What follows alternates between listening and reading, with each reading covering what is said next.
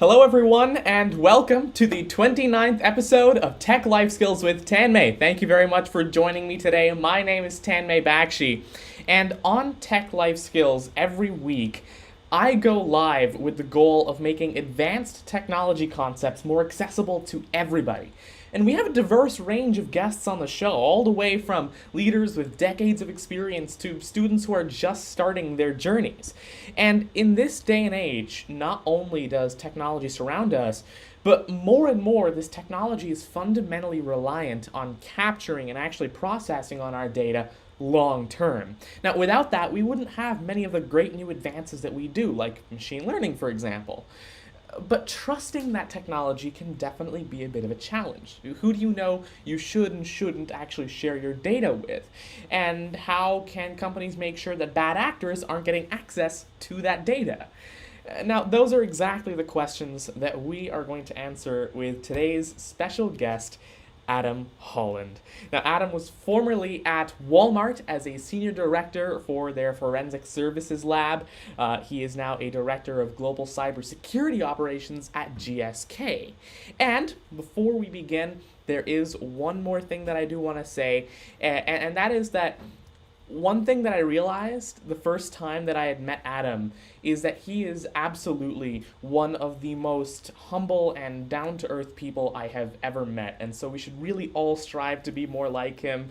You can see in this picture, actually, this was back when I went to Arkansas for my keynote at the Walmart headquarters, and it was a pretty incredible experience, one of the most fun trips I've had, I gotta say.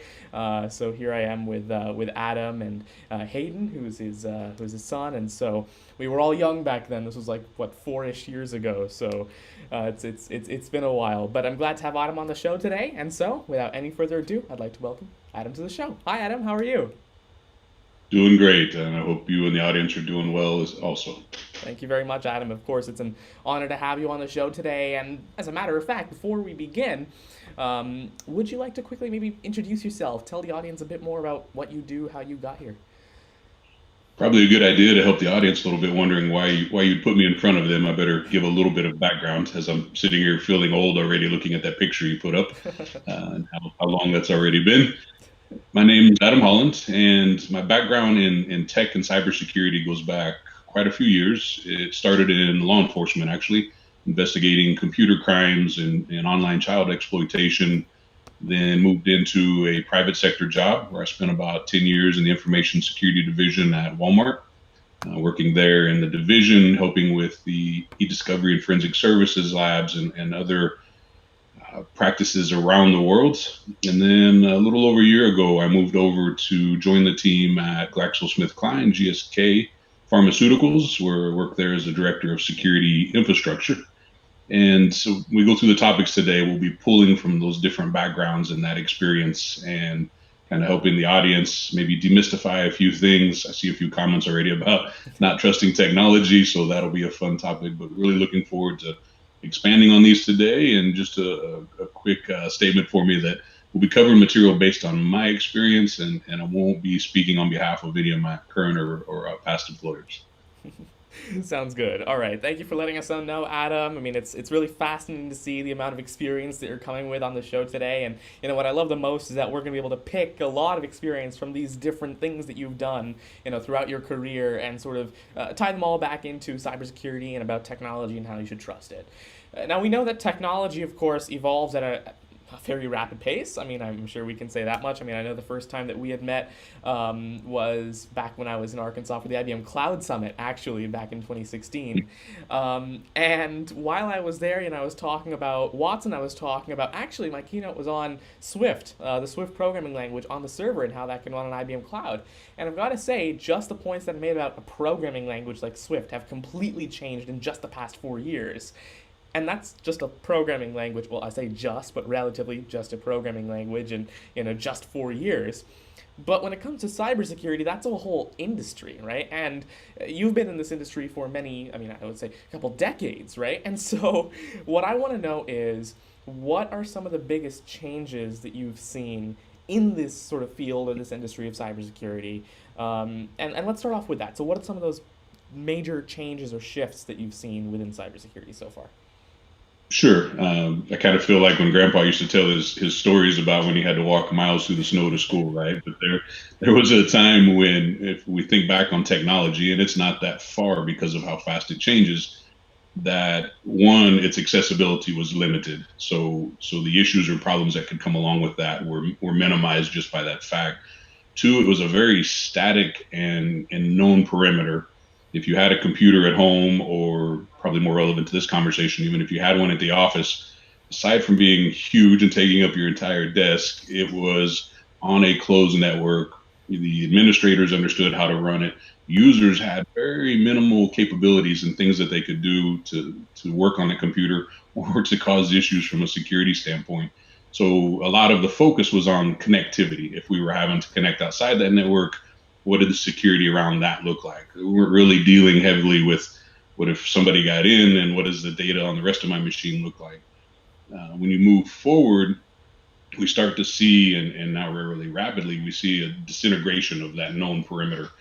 With the mobility, with cloud, we see a mobile workforce was really what we've seen in the last several years, has really changed the dynamic of how we were approaching this as security practitioners, how to deal with devices in hand, devices that are making connectivity through Wi-Fi at a coffee shop, or home networks in places that may or may not have the protection that you've built into your core, your business network. So fast forward, as we're dealing with that, some of the technologies are keeping up. The cloud is, everything's emerging, right? Everybody's going to the cloud. We get into the conversation today. There's plenty to discuss there too, but COVID comes along, right? And we'll expand on that. That mobility factor will be a huge theme of our conversation today, because you, the audience, myself, you, Tanmay, we have to look at this technology no longer just as I'm the end user. This is the particular phone or device I have. You're a consumer. Your data, your activities, the things you do on that device have a monetary value to many people. So you're a consumer. You're having to think about, how is your data being monetized? You have to think about being a security practitioner, because you are out on your own in a lot of sense, from a security standpoint, connectivity standpoint. If you're not actively doing this, you're going to run into issues. And then you have your loved ones around you, your family, your colleagues, helping share that knowledge and make sure that you've built a kind of a force multiplier. You're all helping protect that same network and data, and not just one of you, because then you leave a vulnerability off to the side. Hmm. I gotta say, I love what you mentioned there, because it sort of alludes to the point where, I feel like people are the biggest sort of threat to the security of technology. It's ironically not even the technology, it's the people using the tech, because at the end of the day, technology is going to do what we tell it to do. If we build secure systems that have backdoors for people to be able to use them, if people are going to leave the doors open, then, well, there's nothing we can really do about that. So I do love that sort of alluding to the point of, it's important for people to be a lot more vigilant when it comes to the world of cybersecurity. As a matter of fact, I do want to talk a little bit about, the different areas that cybersecurity sort of is applied in. But how about we actually start off at the very bottom of the stack, at the people, actually.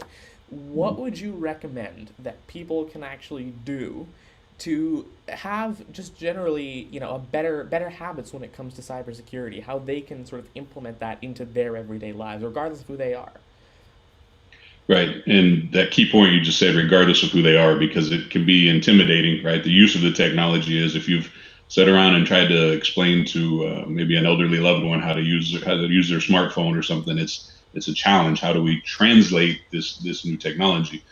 But you start by education, and I don't just mean formal and academia. You start by reading. The news is full of events and issues and things that are taking place. You see mainstream media now covering vulnerabilities, especially if it's related to privacy. Mm-hmm. Because as you look at the number of data breaches and things that are happening around the world, what really brought that into the spotlight was the number of times that a consumer, a patient, or other type of victim, even a business as a victim, their data has been exposed to the world. It's being sold, it's being weaponized, it's being taken advantage of. So just by becoming aware of what's going on around you, it's much like you would do in your physical environment. You pay attention to the area you live in. What are the trends? Are there certain things I need to do, or maybe even avoid? The same thing with technology. How am I going to become a wiser user of this technology? And you can expand from there and dive into, there's a multitude now of podcasts and educational series, much like what you're doing, to find that information and to decide what is my risk platform, what does my risk surface look like as a user. Just that I'm on a mobile device, or am I on tablets, am I on computers? You can really get specific in what you're trying to learn, and no different than what we do as security practitioners in the industry. I believe there was the TV show, right? Are you smarter than a fifth grader? The favorite cheat they had was phone a friend, right? So reaching out, talking to others, asking questions. You'll know somebody in your circle of friends or coworkers that is in technology. Talk to them, ask them what they're seeing, ask what's going on out there, and continue to sharpen it. Don't. It's not a one and done. I don't know how many times we study up on a new security threat that comes out. You stay up late reading on it. You've kind of got a handle of how you're going to approach it. And you get up the next morning only to find out that, oh, they've found a second way to deploy that on your network, or to infiltrate your network. So it's nonstop. It's good to have a good caffeine supply on hand. Yeah, about cybersecurity, it's always nonstop, right? You can never be like, I'm secure now, right? So it's always updating, everything's always changing. And I feel like you're right. I mean, at the end of the day, as with pretty much everything else, it boils back down to education, right? If we're teaching people the right way, if we're giving them the right resources, and people in general are sort of going out to find those resources, I feel like that's what it comes down to. I mean, even when it comes to things like AI or machine learning, right? If you're not going to university or college to learn about machine learning in specific, you still have the resources to do so. It just requires you to go out and actually look for them and actively engage with them, right? Like you could go to cognitive class today and learn all about sort of AI machine learning, but it's sort of, so you have the access to the resources. It's just, actually making that effort to make sure that you are using those resources is what it boils down to. I mean, I've already sort of pulled quite a few parallels to this world of machine learning, but there's one more that I want to pull because I feel like that is actually something that I'm personally pretty interested in. And that is that, within machine learning, when you say, I'm going to build a machine learning system, a lot of people focus very much on how are we going to train the model, right? So you say machine learning, and the first thing that comes to every developer's mind is, what model are we going to use? How are we going to train it? Where's the data? And that's sort of the central aspect that everybody focuses on. But machine learning's real value is the whole pipeline that it's embedded within, right? So maybe think about the Apple Watch's hand washing detection feature, where it'll detect if you're washing your hands and remind you to keep doing it for 20 seconds, right? And that, of course, is powered by machine learning. They've got to be able to listen to the microphone and detect when you're actually washing your hands, and also use a gyroscope and accelerometer and these things. But the value of that system is not the machine learning model, it's the whole pipeline that it was integrated in. It was the whole data capturing process to actually figure out when people are washing their hands. It was the data sort of cleansing, actually getting it, massaging it into the format where machine learning models can understand it. Then, of course, there was training the model, but then getting it small enough to work on a watch, creating the application that actually tracks the number of seconds people have washed for. It's that whole experience. Right? There's so many little things that people don't focus on, and they sort of just focus on that central core aspect. So now, the reason that I mentioned this is when it comes to cybersecurity, I wanted to ask you if there's a similar parallel in the sense that everybody focuses on this one thing, but there's actually this whole other world around that that people don't focus enough on, which is where sort of the real value of sort of cybersecurity solutions come in. Right. It's a world full of distractions. For the consumer, the distraction out of the gate is, which features do I want? I'm going to have to line up these 12 different watches or smartphones and decide. They're all competing with features, and how many do I really actually need, or how many are going to be a distraction in my day? Well, security, to parallel to that, is which to focus on. What is my greatest threat? When we talked about the history of security, and there's still some application around it today. It's a layered approach, right? You built around putting different security measures in to detect, to prevent, to respond to it as your workforce or your users get out into the world. That's lessened, but still present in how you want to approach it. The issue, though, is without having a system in place, both of people and technology and tools, that allows you to see this huge span of your workforce in their work surface. Now they're in the cloud, they're on their mobile devices, they're on their tablets in the field visiting offices or sites. All of that place, you can't watch it by yourself, and you can't watch it with just the human eyes anymore. So if we're not out there to look for it, then what happens, to your point on distractions, is the focus of the week may be there was a breach, maybe a vulnerability in a remote connectivity software or something is the focus. But yet it's easy to miss the point that we come back. That's still one of the main ways that networks are compromised and infected is through email, one of our older technologies, right? The good old don't open an attachment from somebody if you don't know who it is. That used to be a little easier because it was pretty few and far between that we got unknown emails. Now they outnumber the known on some days, depending on your filters. And going in and just visiting a site or deploying something malicious into your system. So having things that are out there, machine learning is a huge part of security functionality now.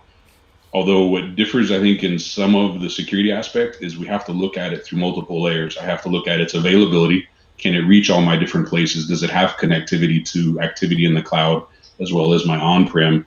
But then also because of what we're handling and the type of data, and when you work in global corporations, then you have different geographical and country-specific privacy regulations. And how does the human both program and then how does a human prevent when you think about bias and other things that you don't want to build into a tool? And then how do you, at what point do you respond? So you maintain some privacy and anonymity and allowing the machine to look and listen and detect, and then you intervene as a human. So there's a ton going on there in that ecosystem and how that tool can work. I can have the fastest machine learning setup in the world. If I'm not feeding it data, it doesn't work. If I'm not feeding it, more importantly, is good data, right? What do your data sources look like? That's a common miss in the industry. I've got all this data going to this tool. It's not working like they said it would. When I talk to the sales guy, what's happening? And you go back and you look at your data sources and start to clean them up and get much more crisp in your ability to detect and not spend all day in noise and false positives. Garbage in, garbage out at the end of the day, right? I mean, I love it's funny almost how such an old technology, email, is the one that still makes up such a large amount of the cybersecurity threats today. That's funny to me. You know, we've got all these new technologies, right? We've got all the way from Slack to text to iMessage to WhatsApp, all these things, and yet email is the one where we actually get the most threats. I mean, I gotta say, my favorite example ever, and I actually just pulled this up. I haven't even deleted the email just because it's so funny. Is there's this one email I got. This was back in 2019. And it was from a company called Metropolitan Model Management, and they really liked my profile picture on LinkedIn, so they wanted to put it on a Coca-Cola billboard outside of Los Angeles International Airport. And while I would be fine with that, this was obviously a spam email, but here's the interesting thing. Going back to your point about education, my mom didn't realize this was spam at first. And so, it's important for people to be able to recognize the red flags, like, for example, why is this coming from a Yandex email account? Why is there such a very specific amount for the payment? Why are there grammatical errors everywhere? Right? It's, being able to figure this out is definitely that sort of first step to having secure technologies, having people that know how to use the technology properly or securely. Right. There's no better way to target than to target a mom who wants to show off a picture of her son to everybody, right? So yeah, it's going to happen. And I think too, it's important for the audience to understand that the people behind this malicious activity are not a few individuals. They are not stuck with one or two laptops and resources. Some of these are state sponsored and very large.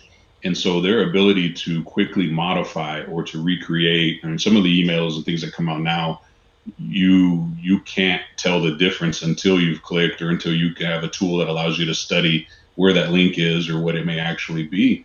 And even when we look at the tools that are out there now, email filters, other mechanisms that you have, you can see the trending in how fast they test the parameters. They test, is it a velocity detection that you have? Is it what else are you looking for? If you're timing out on 3 or 4, then we'll only send 2. And it's really, it can be a little scary to watch at times, but it just is what keeps you on your toes. What you have to be aware of. Do not ever underestimate. Remain humble in your capability, because in this world today, it's really a matter of, we used to say if you were breached, and now it's a matter of when, whether it's your personal device or something at work, or your information's already out there. If you've seen all the different breaches in the news, most of us have some or a great deal of our information that's already out there in the dark web. Right. They really are. fast at adapting, I will say. I mean, I never realized just how bad it is. I mean, of course, Gmail is, pretty complex, and they've got, lots of really nice systems to be able to help you out, at least to augment you, right? It's not going to take over this whole sort of email filtering and management for you in terms of security, but they help a lot. And my main email account that I've used for many, many years now, Gmail's gotten really good at understanding what kinds of emails I do and don't get, and so it's pretty good at filtering out spam for me automatically. Occasionally, I'll get a spam email in my inbox. But then you take a look at a brand new email account that I actually just registered for TechLifeSkills, and yeah, it's not great at filtering spam with that one at all. Like every day, I'll get a couple of emails, someone saying, you've got all the way from a parking ticket to I want to sell you X item. It's a wide range of emails that I get on that on that account. So you gotta definitely remain careful. Everybody has this information, regardless of. I mean, it's hard to figure out sometimes where they're actually getting it from, right? But they do. So, I mean, technology's changed a lot. Is something that we've already sort of is something that we've already discussed, right? Technology has evolved a lot in the past few decades, and you mentioned that email, for example, is still one of those primary sort of threat vectors for the everyday sort of just average person. But as technology has evolved, as we've gotten new forms of communication and ways of working and ways of computing, how has cybersecurity from a technical perspective had to adapt to those new changes? And what sort of evolution have we seen in that sense? So the empowerment of the user, right? And I'll use that as a very broad term for right now because it'd be consumers, patients, anything. But the enablement of the user to do more in their use of that device is what's created a really big shift in dynamics for us, in connectivity of what data they're going to pull into that process. For a long time, and still a very valid threat. If I brought a USB device from home, it could be infected from something on a personal computer. I plug it into work, and it's a problem. Now you're pulling data across cloud services and online connectivity, and what does it have in it? What does it bring with it? But that fact that when we talked early on in the history of cybersecurity, admins took care of most of any type of changes in your environment or work or access configuration. That's not sustainable at size and scale of companies and every one of your employees being technical now or being a user now. Users are given the ability to classify data, to build their storage solutions in the cloud, to determine what they're going to share from their computer, shared folders. A simple mistake there means you share the root of your C drive instead of that one particular folder you have there. And that's been a problem for a long time since, P2P and other things were really kicking off. But if you look at a lot of the breaches that are out there now, you'll see different trends, and they kind of tend to point the finger at the cloud providers. But the reality behind that first headline and the articles is the users are given a default configuration, right? When you start out of the gates, it's expected that you will understand what type of data you're dealing with, what are your security needs, how are you going to handle it going forward. If you don't have a good understanding of that or a program and process to put that in place, then you leave your stuff exposed to the rest of the world, and folks will come along and take advantage of that and make you a part of those new headlines. So that's been the big shift, is because the technology is mobile, it's in the cloud, it's now wearable, right? You're talking about your smartphone and the things there, its impact on data, what I can bring back into the environment. Plugging devices in to charge on your technology can, still USB connection. And then even we go back, I'll kind of, mention physical security every now and then. Think about those massively secure sites, military bases, even some private companies. A lot of time and effort into not letting people understand the layout and design of that building, but then they breach their wearable device account, and it maps their steps and their paths, and you overlay that on that building, and you have the entire floor plan now for this facility that spent thousands or millions of dollars, whatever the case may be, to protect its layout, and now it's all mapped out with a step count. So we're having to really think different. The campaign behind user education and awareness programs in the workplace now is huge, and it's something that regulators are looking for. Are you helping teach your workforce? You can't expect them to just do it on their own. Are you teaching them the points of being cautious with that email, cautious with your data, what they do, how they move to and from work in the office, how they move to and from the cloud? It's real easy now to cross data or cross pollinate data on personal devices. So how are you handling all of that at one time? And Definitely. it's quite entertaining to try and keep up with. Yeah, it's especially what you mentioned about cross-pollinating sort of work data with personal data. I feel like that is also a huge challenge because so many people today will literally just use their phone for work email and for Slack and for so many things.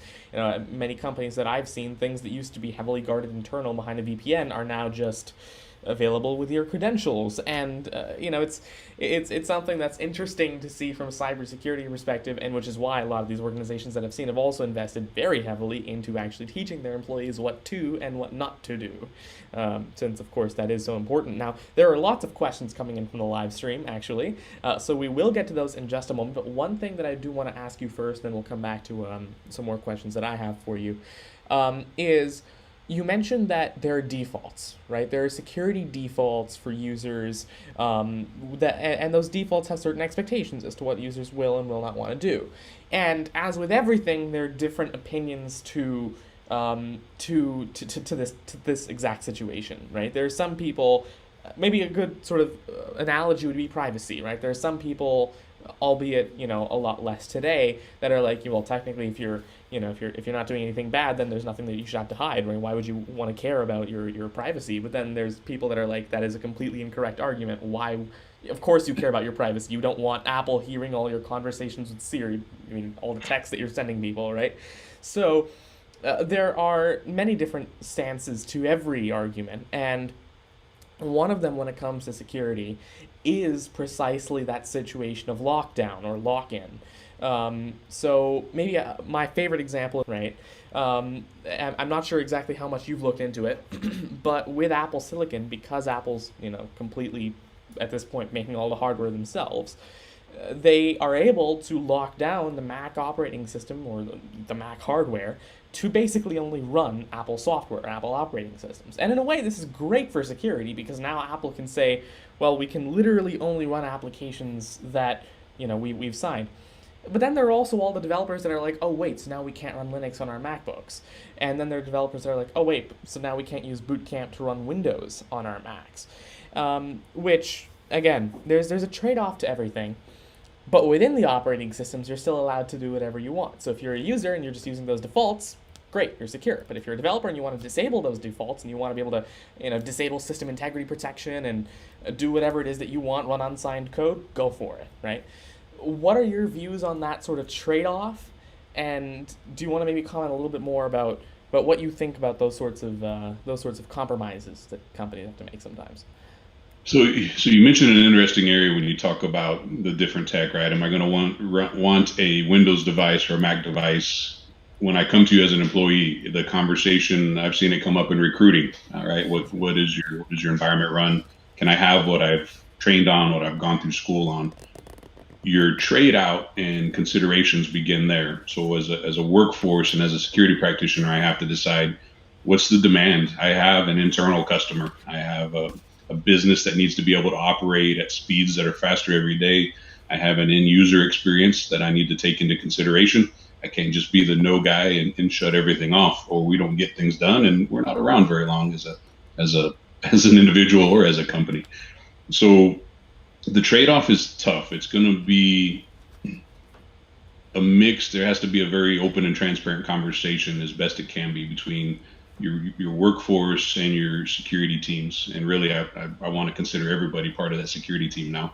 But deciding what is it that we can allow within reason in the environment, and what is it that you're expecting to do with that device. You mentioned Apple. If you look at a company there that is very privacy focused, including their own employees, on their network and how they've gone about that. Look at other devices in tech; they're more open and more user friendly if they're wanting to make those changes and configurations. The main collision point that I see in that balance is the way I've always done it has been this way, and the world is not allowing us to make decisions based on that statement any longer, because the way I've always done it is now a vulnerability or no longer works and doesn't have that functionality. So as a consumer, you have to decide in your device, what privacy levels do you want? What privacy laws are in my country?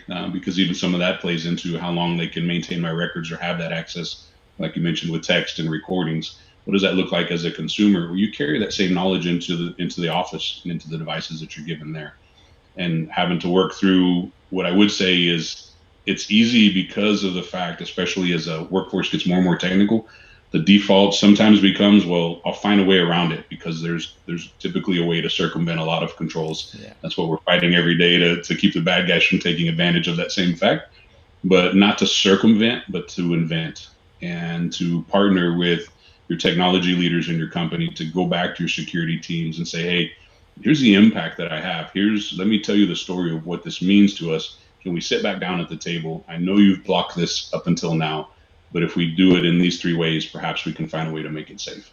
And so that's, out of the problem doesn't go away. The collision points don't go away, especially for developers, right? Every security move made impacts a lot of what they're trying to do, but is opening up the fact that you are now all a part of the security team. So how do you help find solutions? And then at the same time, we're having to do that with vendors, and where we push security vendors and the capabilities of their tools and virtualization, that we can give access to sometimes from a device. They can no longer run it local, but we'll virtualize it and provide it to you on-prem or in the cloud or a way around that. But just find a way to kind of help invent instead of circumvent. And the outcome of your user experience, the security of your device and your company's data will all benefit from that practice. Mm-hmm. That's interesting to hear, right? It's all about that balance. It's all about being able to discuss and figure out what it is that needs to get done, why it needs to get done, and the best way to be able to do it. Because I gotta admit, whenever companies, or not even companies, schools, anybody, tries to just say, we're not going to let you send attachments in your emails, or we're not going to let you plug USB drives into your computers, they're not particularly effective because people find ways around them anyway, right? That's mostly just security theater. That's not real security, right? And so I feel like it requires a lot more actually working with the people rather than trying to say, all right, all 1,000 of these people can now no longer plug USBs into their Macs, right? So it's maybe that's a step in the right direction, but it's something that requires a lot more actual interaction. And that's become, you talked about the different components of cybersecurity. That's become a big area now, is that risk acceptance roles and those people that are looking for an exception in the rules, right? We know we deploy this out across the network to achieve a certain level of protection, but then we know we have a smaller segment of the business that's going to need a different behavior or a different level of that filtering protection. And so the teams that manage that now, because if you lose sight of that, then you've created a whole nother nightmare. But there are teams and process now in that cybersecurity career field that focus on that. I'm going to do my vulnerability scans. I'm going to do our risk and assurance, and I'm going to work on our exception requests to make sure that they are definitely valid, and then that they're only needed for the amount of time, or granted for the amount of time that they're needed, and they're not perpetual and forgotten about forever. Yeah, that's also something that I've seen, and that also becomes a nightmare. Little things that people will allocate or provision that are like, okay, you can use this for the week, and then they just kind of sit there for the rest of forever. Yeah, So later, vulnerability report. Yeah. yeah, that's an interesting situation. But all right, now a question from the live stream. This one's really interesting. This one's from Michael. He's asking, what kinds of threats will quantum computing bring to cybersecurity, and what's being done to get ahead of those possible threats? I know quantum computing's in its infancy, but Adam, what do you think? It's a fun word to say by itself, just thinking about all the possibilities, and those of us that grew up on sci-fi movies and stuff, right, on where that's coming. So quantum computing being in its infancy, the reality of the speed in current computing, especially when you look at what you can stack in the cloud now to pull together, is already a current issue in defense. A problem in cybersecurity, one of many, is it's hard to be proactive because you're so busy being reactive. And what we're seeing now is that ability to go out and not just have a couple individuals or a couple people attacking your network, but being able to use speed of compute power and distribution to attack a network means that it's a velocity and frequency unlike we've ever seen before against the perimeter and other devices or ways of trying to get into your network. Security on the other side, be it through vendors or your own in-house builds and capabilities, has to be able to counter that. So there is already the start of that back and forth of here's how fast I can attack your network. How fast can you detect and respond? Here's the new way. Not only can I do it fast, but I've come up with a new creative way to do it. And I'm going to, instead of low and slow, I'm going to come in high and fast. And how are you going to be able to adjust? How are you going to respond with your capabilities in your network? It's expensive on both sides to build and to defend and to attack and defend, I should say. So that's going to be only getting, depending on what seat you're in, better and worse, right? As we get faster, it means I can do analytics quicker. I can baseline my environment much faster. I can look for anomalies in both systems and users activity and be able to detect quicker, detect, contain, and shut down if there is a problem. But if you're not doing it, if we're not keeping up to speed and we're not able to do that, it's going to make it a bigger problem. And I worry about a lot of the smaller businesses and entities that are out there that don't have the means of either the budget to buy the tools they need, or there's a global shortage of cybersecurity experts. So are they still struggling just to find the right talent to get on a keyboard to help defend their organization? Right. Okay. So it's that balance between being proactive for technologies that are pretty far out and reactive for the vulnerabilities and threats that are sort of plaguing us today. Now I gotta say also that this very similar question came in from Tassin, and so thank you to Tassin and Michael for asking those questions. Yeah, good question. Yeah. So another one is going to be from Shiva. How do we protect sensitive information handled and stored by third-party vendors? Oh, I'm gonna have to take some painkillers on that one for a headache thinking about it. So if you've looked, and I don't know if who in the audience has been watching, a lot of the recent breaches, especially from a malware standpoint, are third parties, right? The adversaries learn, okay, I can come after businesses one at a time for the sake of this conversation, one at a time, or I can go after third parties who support a lot of businesses. And if I'm able to compromise their environment, now I potentially have access to the data or in direct connectivity to the networks of many different businesses, aka victims at one time now. So if you look at just an efficiency of attack, that's the path that they're moving towards. There has to be and is a very active and intentional relationship between you as a business and third party. One is to minimize and really think through what do they need access to and what data are we going to give them. Because if you don't do that on the front side, if it's just kind of here's everything and help us figure this out, you've overexposed. And that's hard to defend from a security standpoint. And that's hard to defend from a regulatory and compliance standpoint as well, or if you're even answering to shareholders as to why that's the case. The conversation then from a contractual standpoint and a trust but verify into what is that third party doing within their environment to protect themselves, right? So businesses will do a shared, not only reading a report that they've provided you on what their security structure looks like, but also going and doing on-site or these days virtual assessments of their network and their environment and what are the security factors that they have in place. And then lastly, another thing to really look at these days from a global standpoint is where is your third party located? What and whose data are you using? Because you have so many different government or country specific ways of how you handle that data and different degrees of privacy expectations that go up. If you compare the US to even a lot of European countries, right, there's a much higher degree of expectation there, but the US is fast developing when you look at privacy laws and things that are coming out of California and being adopted in other states. So a lot to look at there. If you set back and expect a third party to handle it or do it, then you're setting yourself up for failure if you're not constantly reevaluating that. The reality is it's a collaboration world now. You can't stand and do everything by yourself. You're going to have these relationships. You're going to need different types of expertise that somebody has brought to the market. So you can't just simply close all your windows and your doors and kind of wait and see what happens to the outside. You're going to have to partner, but you're going to have to be extremely proactive in how you handle these relationships and constantly visiting everything from your contractual language to the technology stack and how you're connected to each other. Right. So, I It's a mean, tough.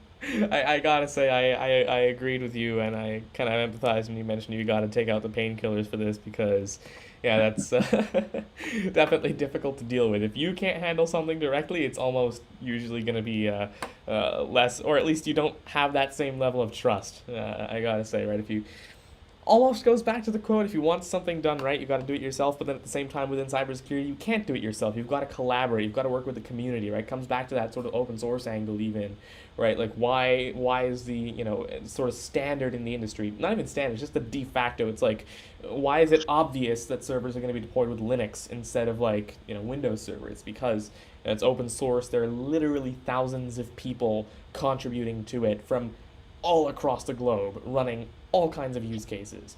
And then that sort of extends to even things like BSDs that you need for certain services and whatever. So it's all about being able to work with the community, being able to work with others, partner, but also have some level of oversight and control yourself.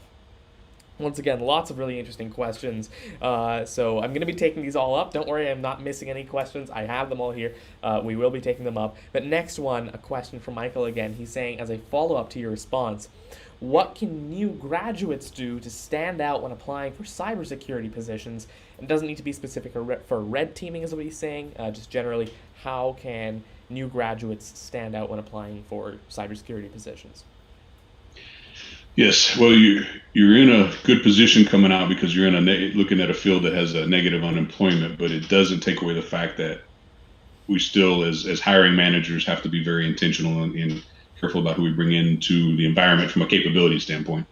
So it's out of the gate in your conversations or your interviews and demonstrating. I mean, the obvious part is demonstrating your technology capabilities. What have you picked up? There's no longer a quote unquote computer expert, right? If somebody tells you I'm a computer expert, then yeah, the next part of the conversation is going to be fun because it's too broad now. There's too many things happening. So finding something that you are going to home in on that you realize is out there in the industry, always recommending you find something that you're passionate about because that's going to come out in both your on time and off time work and how you build that skill set. And then the ability, the soft skills are not lost in how you're going to demonstrate that and explain that to your employer or to potential employer. I'll tell you that one of the things that myself and many colleagues, because I benchmark across, I've been in retail, I'm in pharma now, but I work in government and other arenas, and we all talk. And what the market, not only because of a lack of demand or a lack of supply, I'm sorry, for the talent, but even just the nature of the work now, is those critical thinking skills. And I had a coworker at Walmart that used a phrase that I've used since he brought it to my attention was tinker mentality. Are you the type of person that really wants to see how something works and why? Because if you're going into cybersecurity for most of the roles there, it doesn't show up in a package with a instruction sheet where you can go 1 through 10 on how to put it out there. You're getting it after the fact. You have an outcome and you got to work backwards and figure out what 10 through 1 actually work. Mm-hmm. And if you don't have that mentality, that ability to do that, you're going to run into problems. I'll give a little inside secret here. And in a lot of my interviews, I intentionally ask questions that don't have a definitive answer or a known answer. And it's to see how a person will work out of that problem. Are they stuck? Are they more of wired to be in kind of a black and white world? Doesn't mean they don't need to be in cybersecurity. I may want to look at them from a regulatory environment, education, compliance. There's still plenty of opportunity if you enjoy this field. But if they're the type of mentality that says, okay, here, I'm going to back up for a minute now because I don't know the answer to that, Adam, but I'm going to start with Google. And it's people are still, I think, afraid to say that because it sounds like a deficiency, but it's not. It's, I'm going to Microsoft tech sites. I'm going to Google. I'm reading. I'm reaching out to see what other people have run into the problem you've described. How have they worked around it, or at least how far have they gotten?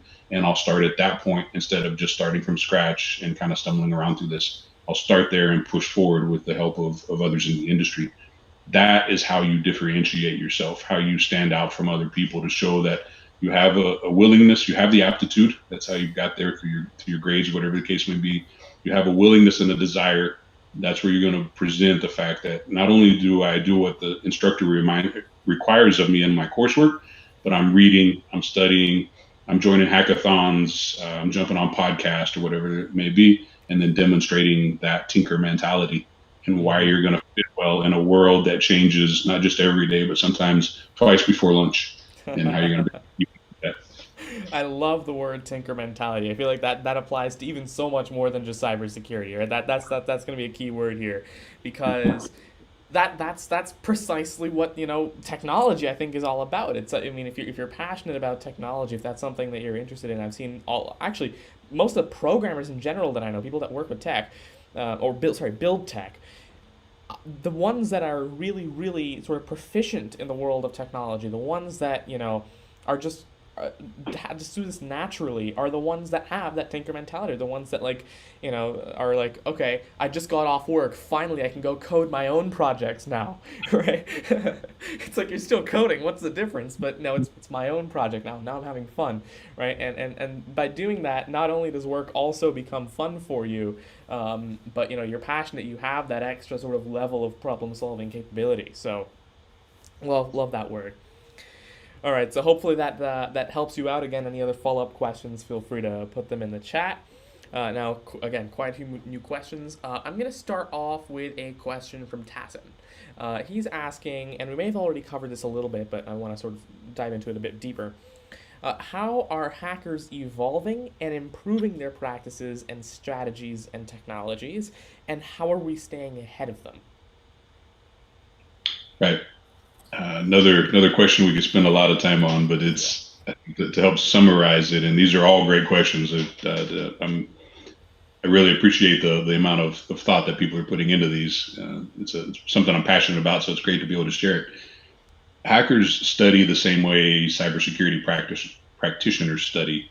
It's looking at others around you. In their case, they're looking for victims. So you look at your victim's behavior. You study the known vulnerabilities that are out there. You can query and find the type of technology they're using. Sometimes, depending on how susceptible they are to information that's out there, you can see the types of servers, or at least the version of the operating system that they're on, and understand what are the most likely vulnerabilities that I can start with. I don't have to throw my entire bad guy toolbox at them. I can start with these three and see if they're successful or not, and begin to test their defense and their perimeter. They're looking at the tools that are out there. So to sell security tools, right, you have to be able to advertise their capability. And there are some ways to limit fully revealing all of the bells and whistles that are inside of them, but you have to show that to the world. And so they can go out and request a demo. They can go out and watch the videos, read the white papers and the studies themselves. Only now, and very similar to us as security practitioners, they have to read those documents differently. They have to read it for what's not there. What is, if they're doing these two things, what is my way around it? If I know they're blocking those four things, what's the fifth one? What's my way in? What's my back door? What's my vulnerability? It may be that it's too well stacked, and I'm going to come back to the user and send them an email or socially engineer them through a phone call, which still happens as well. How am I going to look at that? It's the same thing you as a security practitioner have to do. You have to not only study your adversaries and what they're doing, how are they victimizing other businesses, what vulnerabilities are out there, and there are so many that you have to prioritize. You have to look at what's there, which ones are the most likely to cause a problem, which ones have the highest amount of risk, because nobody has an unlimited budget to go after all of these things or to staff their security teams. And then having to come back and look at thinking ahead, thinking future ready. How do I, if I'm looking at this tool and my capabilities, let's all back up for a minute, and we've celebrated the success of what we've built now, but what's missing?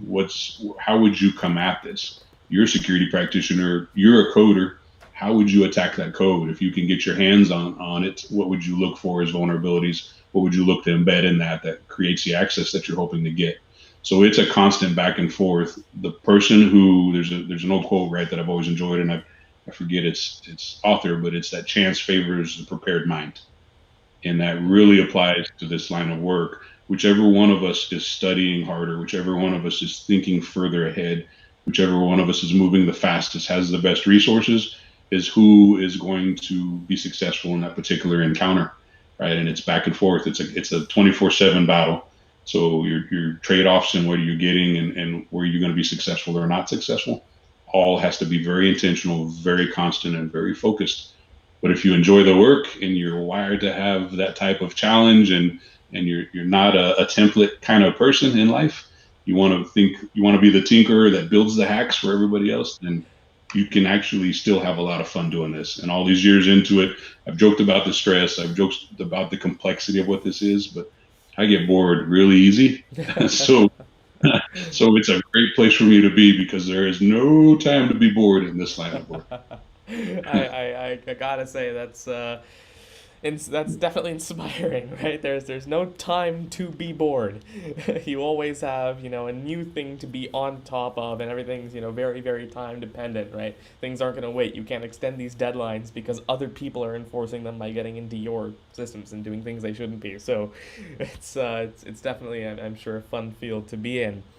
Now speaking of this, there is another question that I think is before I get to that, Akash and Sacely, as well as a couple of other people, have all asked this question, and it's the sort of, first thing that, of course, a lot of people, as I guess, on the consumer end, would think of when they think of cybersecurity, and that is the sort of dark web and deep web. And first of all, I gotta say that there's a lot of hype, I would say, or sort of, these are almost buzzwords, I think, in the way that we sort of represent security. I feel like these are things that people cover from a lot of different angles, that some are and some aren't completely accurate.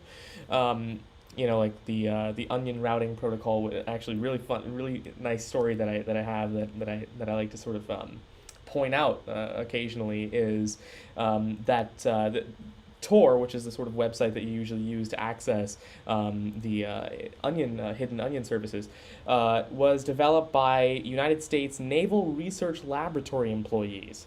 And the reason that they had eventually sort of made this public for everybody to use, why would they have this network public, is because, well, if the only people using that protocol are from the Naval Research Laboratory, then every request made through that network is from a person at the Naval Research Laboratory.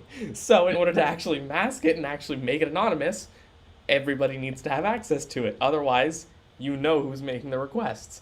So it kind of defeats the purpose if it's completely just locked down to people who in this case invented it for their own purposes, which was secret communication.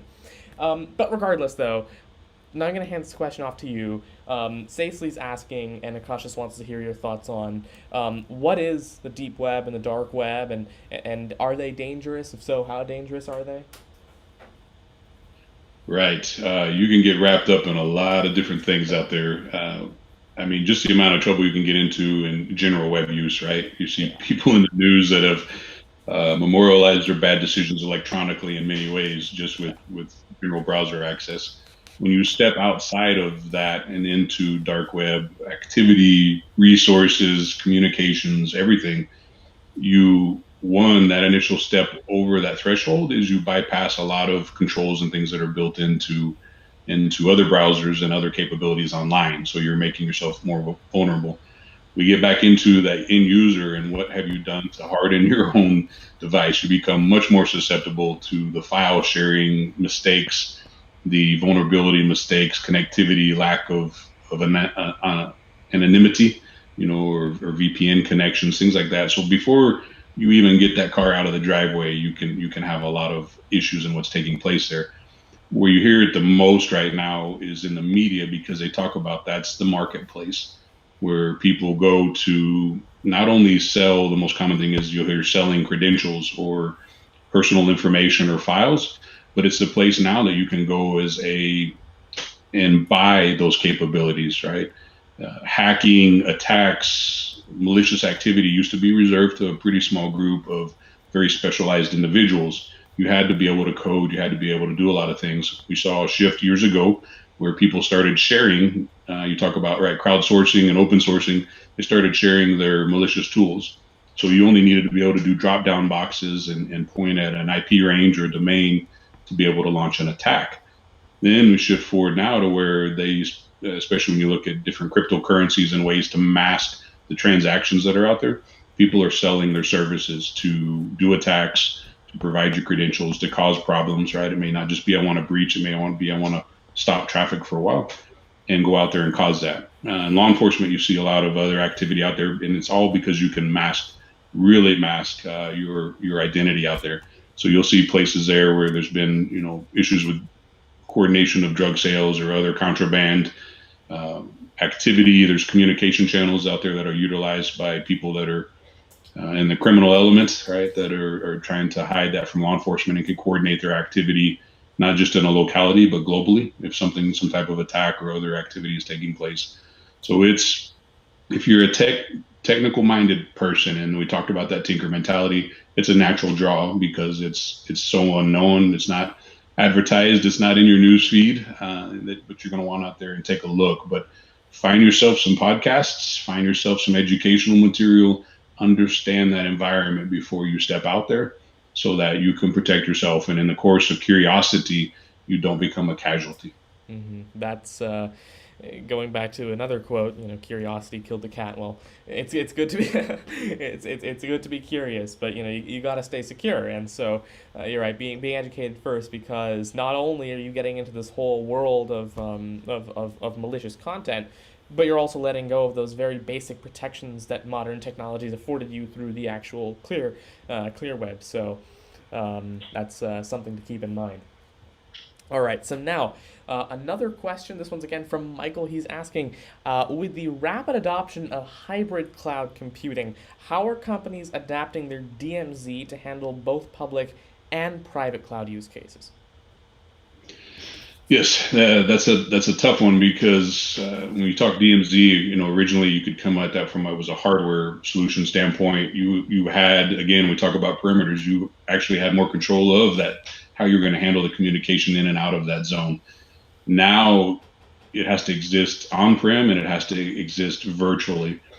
And one of the challenges in trying to take advantage of to properly utilize the capabilities that are in cloud compute, and be it standalone or the hybrid model, is connectivity, right? Do you have just the pipeline to get the amount of traffic in and out of what's still in a lot of instances is predominantly an on-prem network into the cloud, back and forth amongst all of your other traffic that you still need to maintain in your business? The other issue is, and a lot of businesses are facing right now, both from just a general operations of applications to those of us in security and how our applications will work, is while cloud availability has just blossomed all across the world, the true operability of tools and applications in that space is not there yet, right? Can they handle the latency? Can they handle the difference in connectivity? Do they have the right data?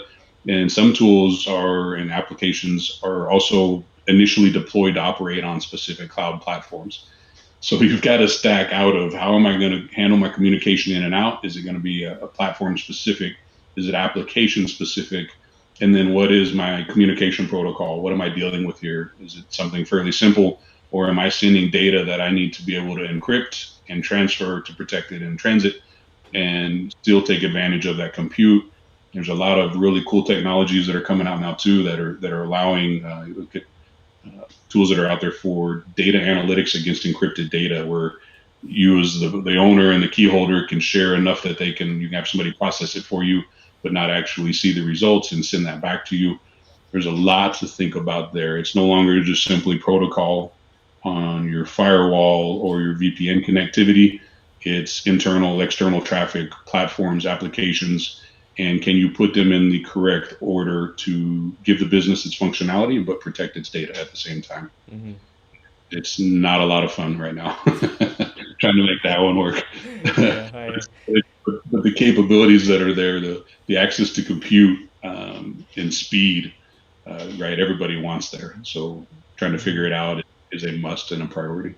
Right. So it's something that we got to figure out, but it is a challenge for sure with all these new capabilities. Really quick detour, actually, before we continue to audience questions, I want to quickly ask you. One of the technologies that, it's almost trendy to say is dead, is the mainframe. For many, many, many years now, people have been saying, the mainframe is dead, but it's not. And one of the things that IBM kind of pushes when it comes to mainframes is that security angle, how, for example, data can be encrypted in compute. Have you taken a look at this technology? What are your thoughts on the advantages or disadvantages of actually using mainframes from a security perspective? And how do you think they actually fit into like modern computing environments again from that security perspective?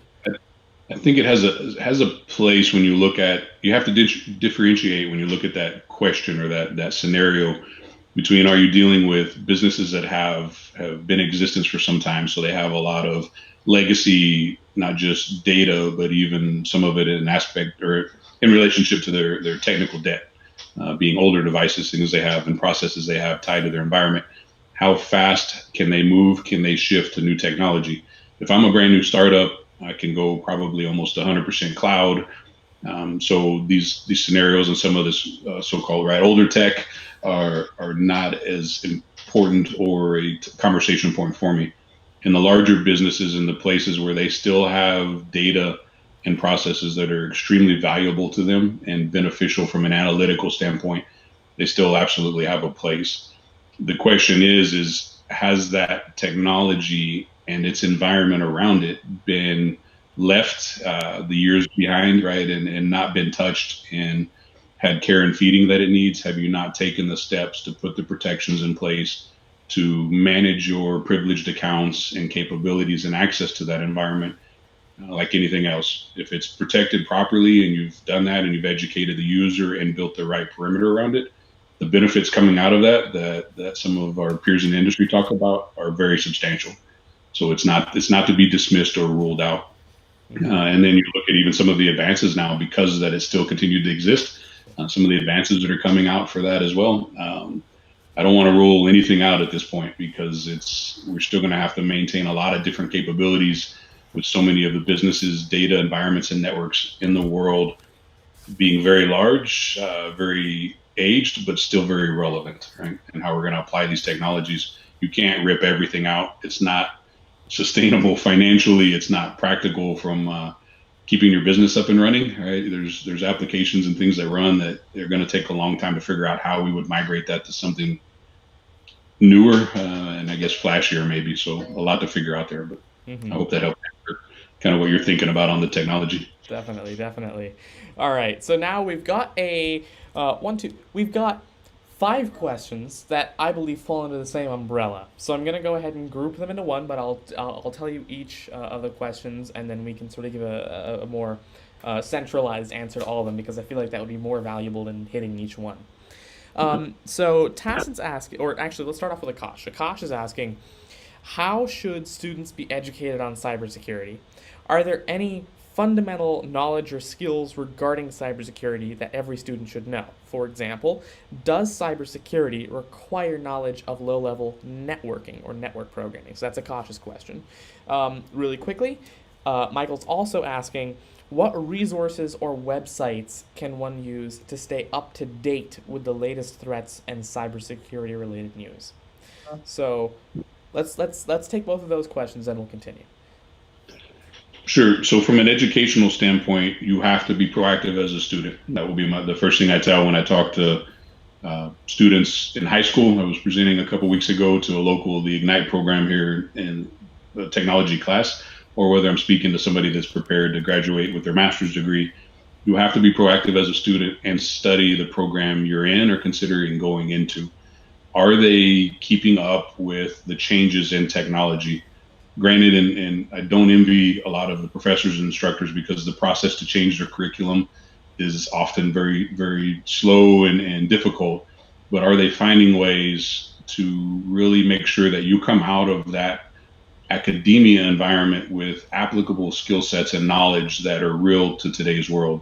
You don't come out with something that we dealt with 2 years ago is really no longer relevant because how are you going to sell your skill sets in your interviews now? So look at the programs. How are they supplementing it? A lot of them I've seen where even though there's challenges to change the curriculum, they've built in bringing in industry experts and access to certain tools. Some of the programs, whether it's institutions, four-year institutions, or even Votech are building in certifications to some of the predominant tools in the environments. Really study that to know you're in the right program to set yourself up for success out of the gates so you don't come out with a deficit there. When you talk about a fundamental type of knowledge that people should have, a lot of that is there's your general user precaution or cautionary tales that you should think through of, you know, how am I using the device? How accessible is it? What types of data am I dealing with, and how can I possibly protect them and my privacy or those around me? If you have that foundational understanding of those key topics, especially privacy and protection, you're off to a good start. Foundational education from there depends on what you want to go into. I mentioned earlier, there's too many things now. If you're really into networking, then your foundational knowledge is going to look different if you're purely wanting to go in from an application development standpoint on understanding what are the key vulnerabilities, what are the top 10 right now in the industry, or if I'm going to be an analyst in a SOC, what are the main tools and functionalities that the security operations centers and their SIMs and their user and entity behavior analytics are using now? How does that play out?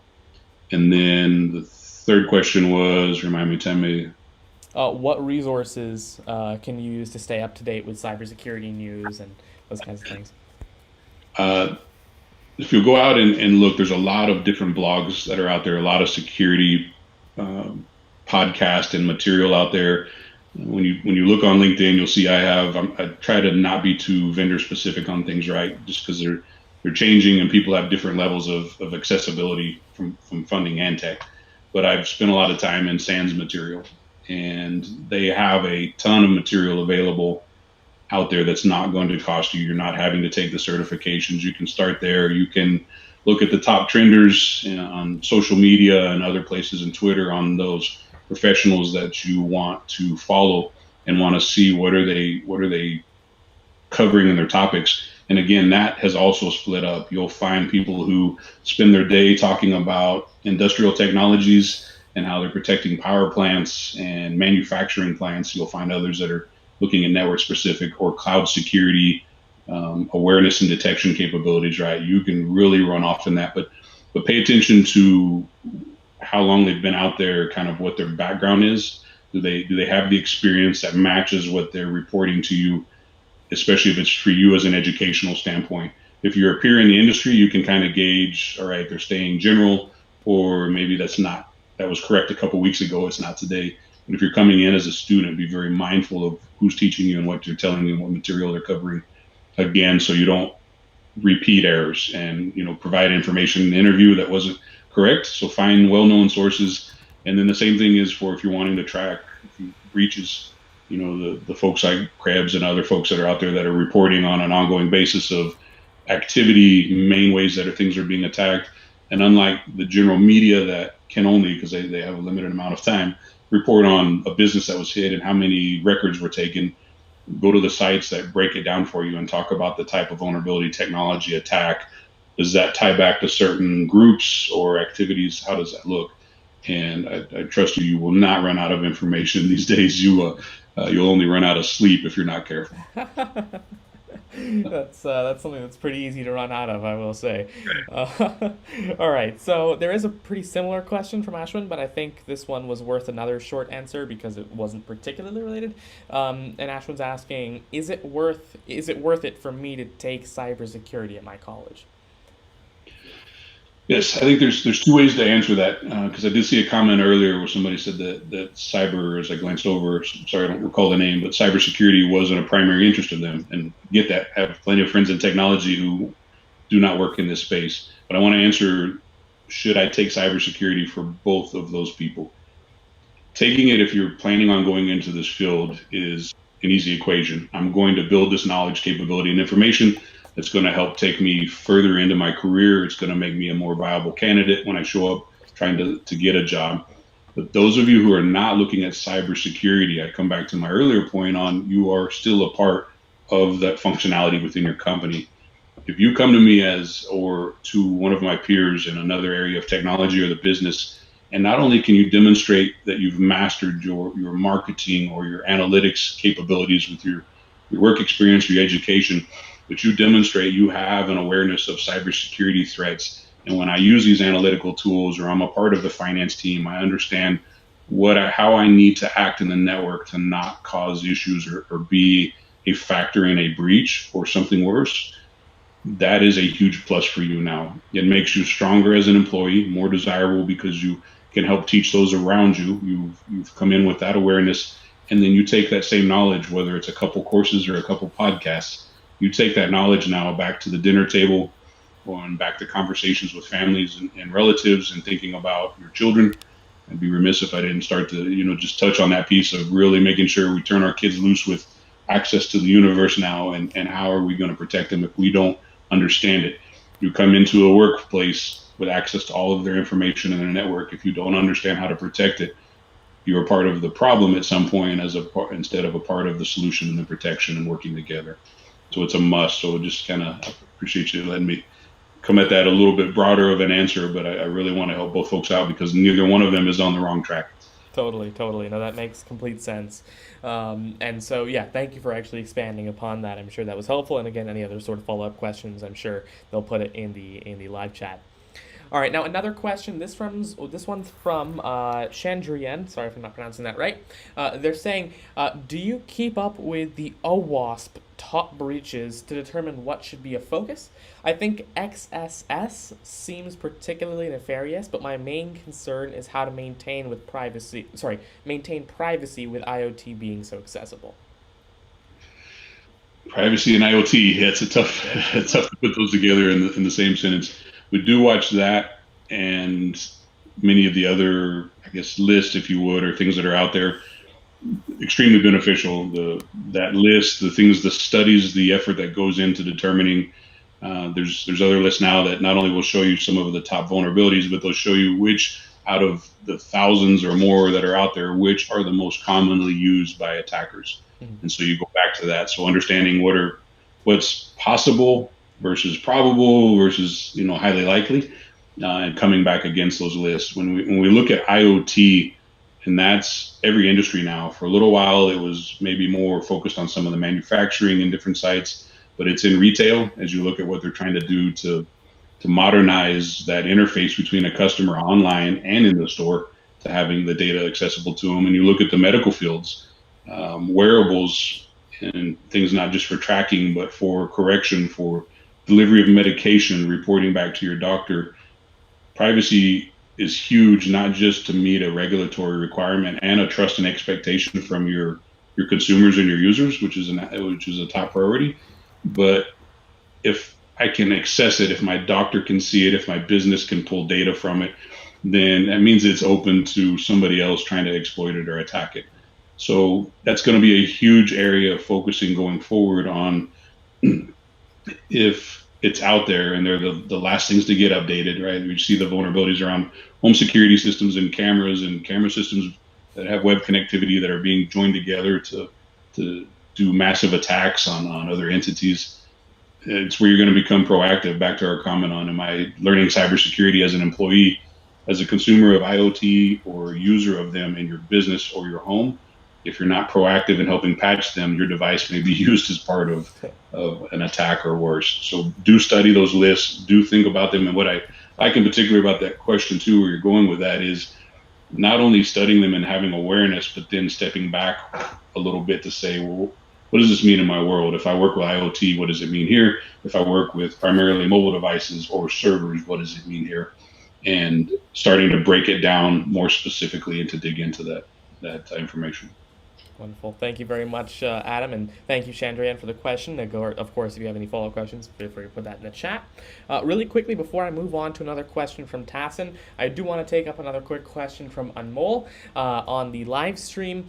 He's asking, how can a normal person learn coding? Now, one thing that I do want to say really quickly, of course, thank you for asking this question.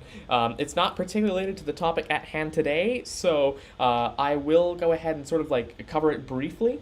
But then I will be covering this in a lot more detail along with any other coding questions you may have in a new series that I'm doing called Ask Tanmay, which is where you can ask me all the kinds of questions that you have that are more general technology related. So once that comes out, of course, do subscribe to the channel. You'll get notifications when that's out.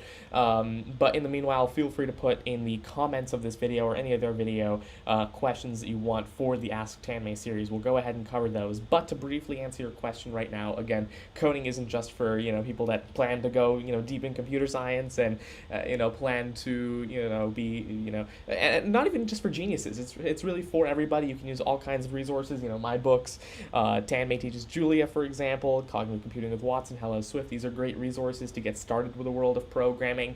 So I will go ahead and put those links in the live chat now, as well as, of course, my YouTube channel for learning coding as well. So, as well as also another course platform called CognitiveClass.ai. So I'll put those links in the live chat now as I ask Adam the next question. But I will go into this more deep as to exactly what you should be doing, not just what resources to use in the Ask Tanmay series. So thank you very much for asking the question. If I can, Tammy, for just a second on that, think Totally. through not just learning coding, building the applications, but a big part of, we've talked about the machine learning and the other tools that are out there now are scripting, right? So look at both, and your ability in Python and other languages that are out there to come in an environment and build queries and functionality.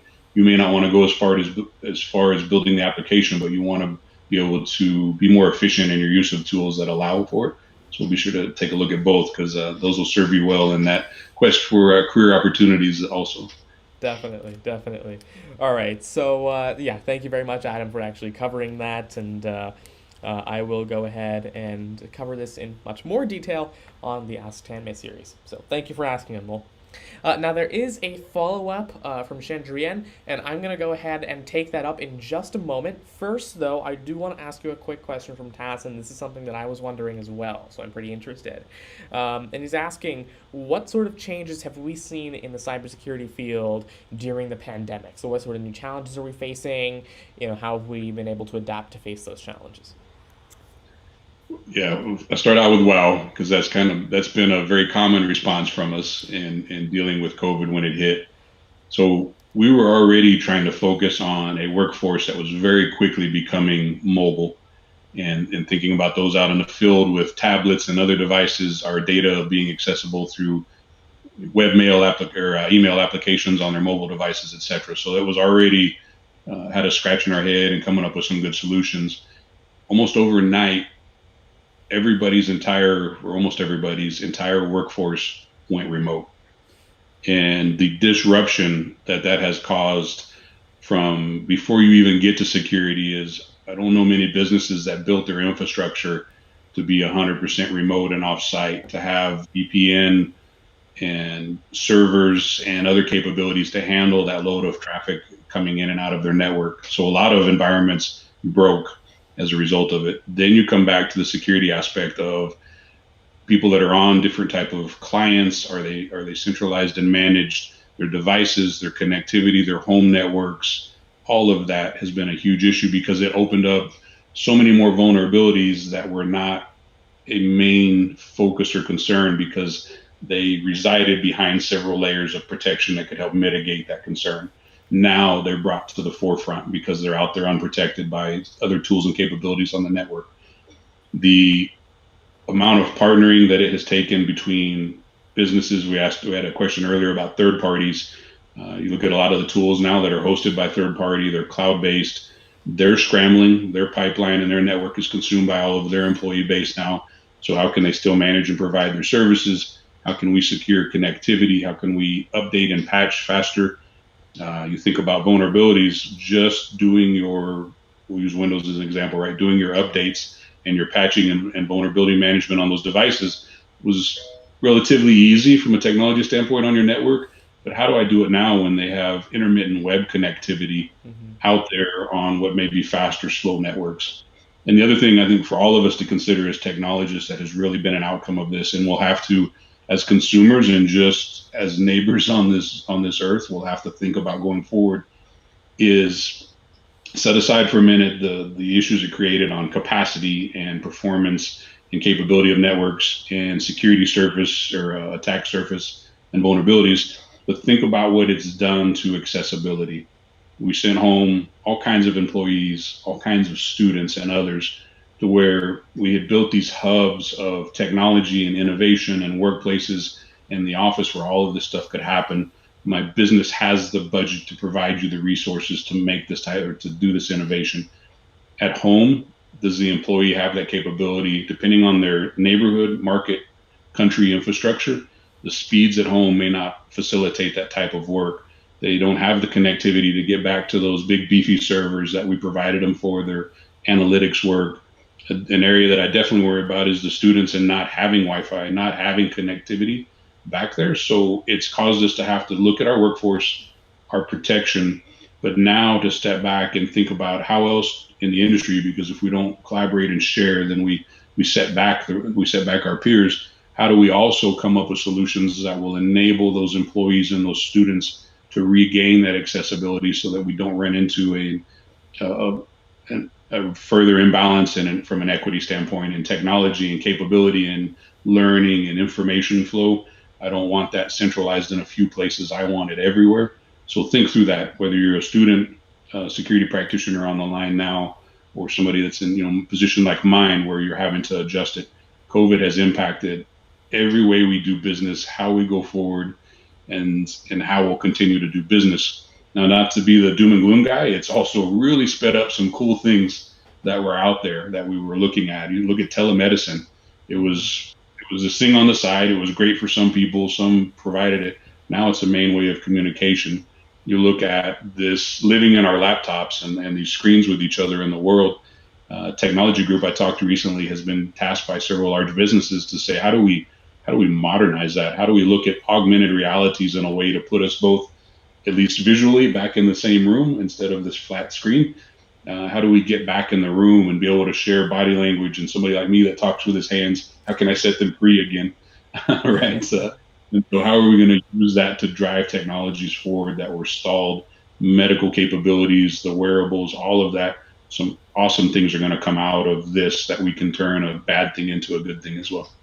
I mean, as you can probably tell, I also like to move when I speak, and so that's why I prefer to stand up when I'm doing anything virtually. It's like it's definitely a lot more convenient. So yeah, I mean, going back to even the episode from a couple of weeks ago with Joe Speed, field CTO at AD Link, right? He was saying that with COVID, sure, some new things are popping up, some new innovations are popping up, but what's mostly changed are the time scales for innovation, right? Some things have had to been like very greatly accelerated, but other things you can take some more time with them.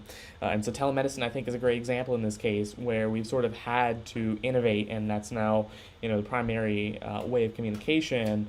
Whereas, or not whereas, but rather, in the back end, of course, we have to use cybersecurity technology and cybersecurity experts to actually make sure that that's secure for us to use. So it's definitely interesting. So now, before we continue, there is another question from Shiva, but first I want to go to that follow-up question from Chandrian. So she's asking, especially when you mentioned medical wearables, how is HIPAA maintained with all of those IoT devices? It seems counterintuitive. It does if they're just handed out, right? So there's a participation process. If you It goes back to, it's always been there. We refer to it a lot as the next finish process of installing software and other things. Is the information to protect and understand what you're sharing or participating in is there. Wearables has made that a little bit more interesting, right? You got to stop and read the end user agreement a little closer. When you talk about HIPAA, and it's one of many different regulatory requirements, especially in a global industry, that there has to be a very transparent mechanism in place for how you discuss if we're looking medical, with the patient, with that consumer and what they have on, what information is being collected is the start, right? We have to explain that. We have to explain what's being done with it. And even further points is, are we sharing the findings from that? Are we combining the pool of this heart rate information and using that for other analytics with a partner and putting that there? But making sure that the consumer has an understanding of what's there, how it's being used, and then from how we'll manage and store and protect that data, that part hasn't changed from a HIPAA standpoint. We still have to demonstrate that. We still have to pass the audits and show that that's there. But I think it's going to be that consumer awareness is going to be huge, and it's going to be difficult to keep up with because it's depending on the technology, just the complexity behind it. If it's delivering medicine or altering or maintaining your particular heart rate or anything like that, explaining how all that's functioning and working, we're going to have to be very careful and intentional, much like this program, Tanmay, and how you're finding ways to explain it in terms that are acceptable to a general audience and not just somebody that's geeking out with a bunch of big words. Yeah, exactly. That's definitely a challenge, and that's what I try and solve, right? Again, through my books, for example, right? How can we make technology not just, hey, here's a bunch of buzzwords, but rather, how can we actually make it accessible and make it easy to understand? So, yeah, that's definitely a challenge. All right, so now two similar questions from Shiva and Saisley. Shiva's asking, and she's asking a question, but I'm going to make it a bit more broad. So her exact question is Bitcoin safe to use from a cybersecurity perspective? But Bitcoin is, right. Bitcoin's, it's blockchain. It's secure for consumers. So my question to you, Adam, rather, is going to be from a higher level perspective. What are your thoughts on cryptocurrencies from a cybersecurity perspective? All right, two hats to wear in that, and answer with not going on and being too long winded on it for the crowd. But on one side, right, entering credit card numbers and sharing that type of information has been a problem for a while from a risk and vulnerability standpoint. And what do I have to share that can be collected, misused, or reused, right, and cause me problems in life?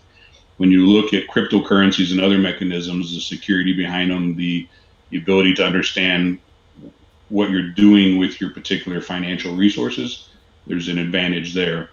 Like anything, right? If you can use a hammer as a tool or a weapon, right? So how on the other side, if I put back the law enforcement side of that, the downside to cryptocurrency is that anonymity, the ability to fund and facilitate criminal activity or organizations, or all the way up to even terrorism activity, right? With really minimal, or quite often more realistically, no way to track that down. So both sides, right? It's with anything, but I see the consumer is demanding, right? This stuff wouldn't work and it wouldn't be successful if a lot of people weren't choosing to use it. So Mm-hmm. the consumer is demanding that mobility, yet at the same time that trust of transaction. So how are we going to facilitate as an industry? And now we see the battle of the different currencies, the different tools. Some are people are trying to create their own specific currency for their business or their wares, right? Or others are trying to make it broad where you can use it across the spectrum. And I'm not sure yet how that'll play out, right? Who's going to win the race and who's going to put that there? But uh, the security can only go upwards on how you're able to use that and complete those transactions. Mm-hmm. So I think it's going to continue to be present and provide benefit to folks who choose to go that route instead of writing checks or entering credit card numbers, right? Mm-hmm. I gotta say, cryptocurrency is interesting because it kind of goes back to your point where if it was just criminal activity there, then that's what the network is for, right? But because it gets anonymized by the fact that everybody's using it, from the guy who's just trying to buy KFC in Japan to the guy who is funding criminal activity. Everybody is, but cryptocurrency in itself inherently for the consumer is not unsafe. It is, in fact, what consumers are demanding to be able to use in the future. It's interesting to think how things are going to change around that to be able to figure out what bad actors are doing as well. Because there's no way for us to make technology that is private for everybody that is a good actor, but not for people who are bad actors. That's the thing about technology. Right? We can't build that kind of tech, and it's unfortunate, but we can't. And so as consumers demand more and more privacy and more power, it becomes harder and harder for us to actually distinguish and be able to figure out how to deal with bad actors. But that's just another challenge, and that's something that we're working on. Yeah, I think just it's an intentional aspect too. We have to start thinking now about what our digital identity or our crypto identity is going to be, Mm-hmm. uh, because it's right. You store you have a wallet that you use for that currency, and it's susceptible if you use weak passwords or other things that expose it, and somebody gains access and takes it away from you. But you see now that going forward, your cyber or digital identity is key. It's going to be how you present, what are your everything from your gamer tags to your social media presence to how you manage your funds, your employment is going remote, right? It's all an online activity. And you look in some markets where it's already predominant way of life. I know probably about a year and a half or two ago, I visited some team members in China to see what they were doing there with WeChat and other tools to where it's your phone, you have a quick scan, pays for your meal, automated vending machines, see you bring up your avatar to confirm it's you, and out comes your food or your drink. Now, a whole nother conversation, right? When you get back into people who want more privacy or less, but it's happening. It's already out there. So if we're not intentional to think about what our identity is going to look like, then we're going to miss some steps along the way and probably be more vulnerable than other users in that community, which will make us more of a target. All right. So, actually, very interesting question from Cecily. Let me just make sure I actually have the. Oh well, two-factor authentication. I was gonna log into GitHub and send Cecily a link, but I'll send that to you in a moment. Cecily's asking, are VPNs safe to use? And also, I use VPNs to access YouTube videos that aren't available in my country. So, first of all, again, I'm going to make this a bit more broad. VPNs, of course, are safe to use. But the thing is, some of them are marketed in a bit of a way that they shouldn't be. I wouldn't go as far as to say it's false advertising, but it's not entirely not false advertising either. And so, specifically, if I were to open this up here, there are certain sort of advantages or selling points for these applications that don't necessarily check out. Like for example, VPN providers aren't necessarily going to log all of your internet activity. If you're doing it for the explicit purpose of security, then public VPNs that are just giving you VPN access to the everyday consumer. At the end of the day, they're pretty much proxies.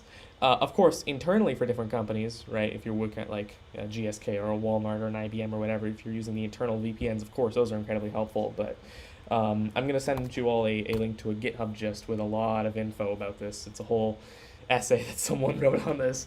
But hopefully that helps. But Adam, also your thoughts. What are your thoughts on like consumer grade VPN services? What role do they play? How helpful are they? It is absolutely a trust but verify, right? You touched on most of the points already with look at the service, research it, see what's the feedback. Go find the things that they don't want you to know, find the negative feedback. Are they patching it? What are they doing with your data? And you really need to these days be intentional about finding out where they route your data. So they can provide you a lot of things up front that they put in place. And, we patch, we practice, we protect. But there are certain areas of the world, if they route your traffic through there, that are more susceptible or open to collection by regulatory and government authorities as well. So it's not just a way out, right?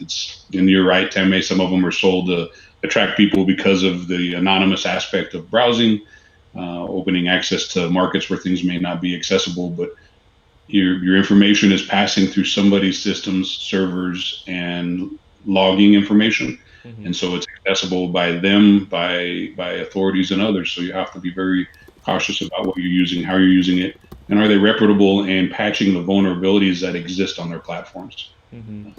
That's for businesses and providers.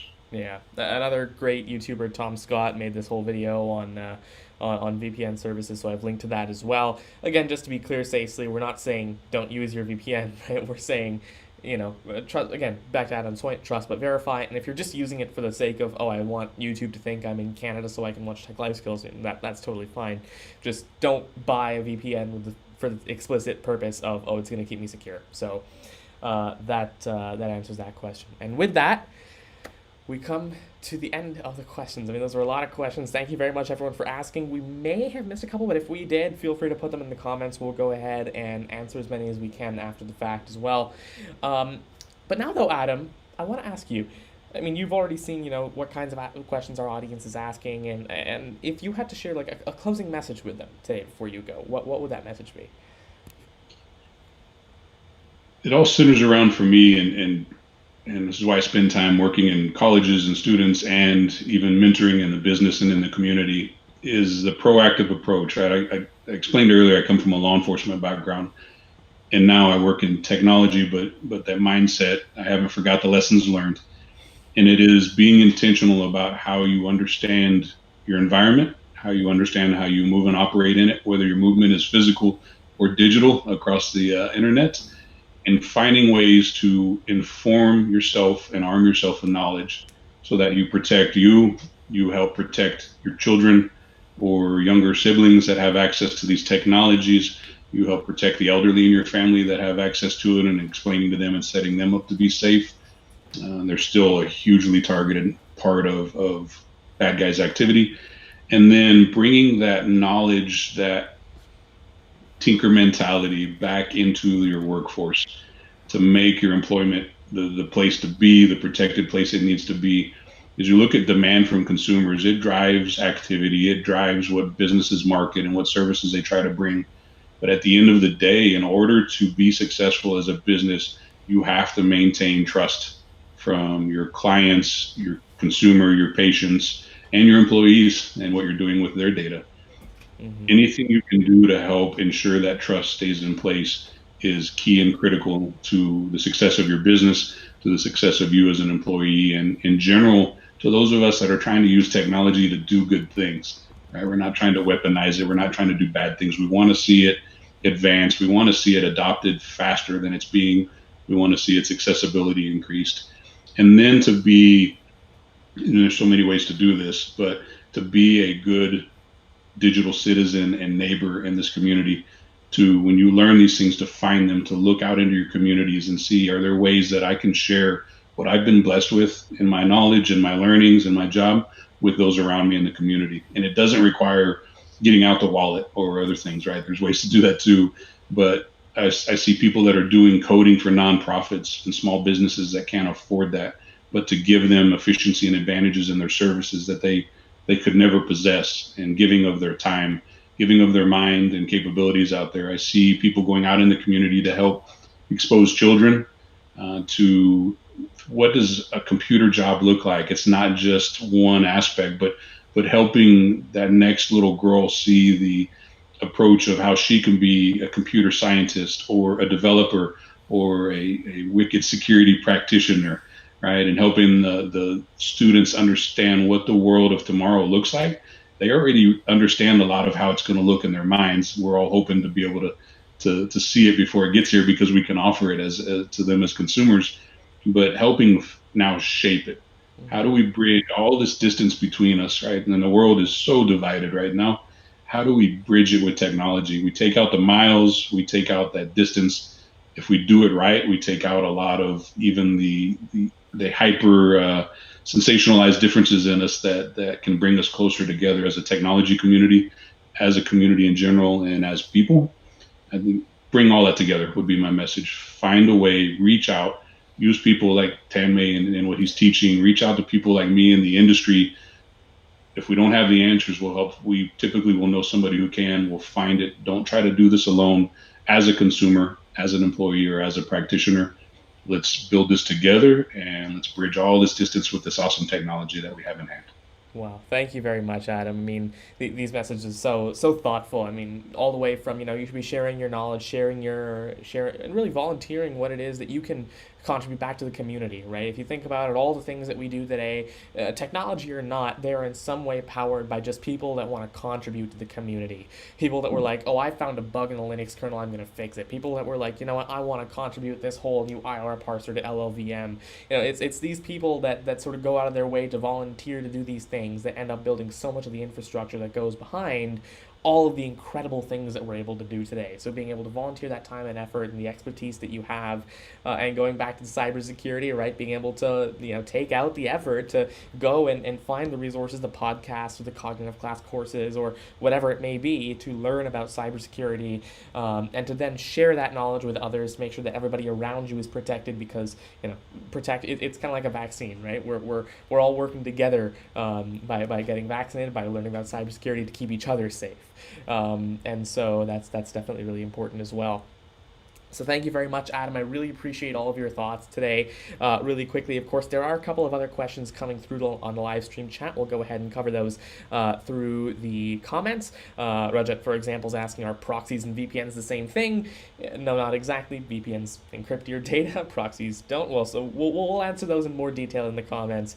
But thank you very much, Adam, once again for joining me today. It was an honor having you on the show. This was a really fun discussion. I learned a lot. And thank you very much, everyone, for joining us today. Of course, this series series is held every Sunday in the morning Eastern time, so make sure you join us next week. I'm also starting that new series, Ask Tanmay, so make sure you subscribe. You'll be notified when I actually release that new live stream, when I go live. Apart from that, thank you very much for joining today, and goodbye, everybody. Bye. Thank you.